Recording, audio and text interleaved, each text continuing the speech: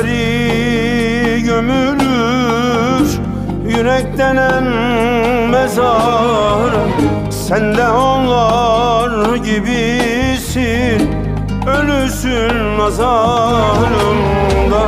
Kimileri gömülür yürek denen mezara, sen de onlar gibisin, ölüsün nazarımda.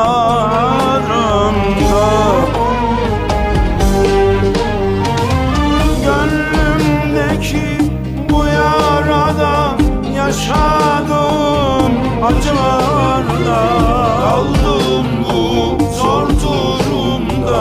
Senin imzan var bu sevdanın enkazında, dermansız dert pazarında, bu cehennem çukurunda. Senin imzan var, imzan var.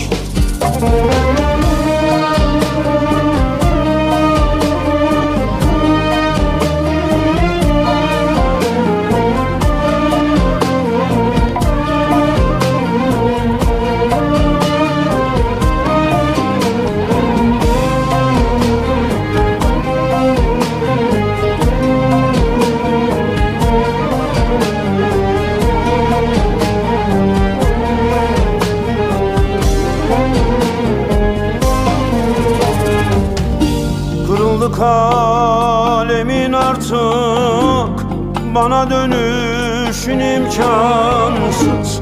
Kiminleysen onunla kal, adını koydum insafsız.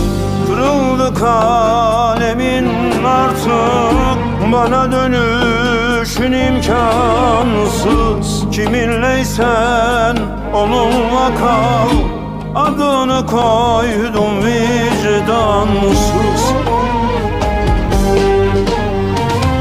Gönlümdeki bu yarada, yaşadığım acılarda, kaldım bu zor durumda. Senin imzan var bu sevdanın enkazında, dermansız dert pazarında, bu cehennem çukurunda. Senin imzan var, imzan var.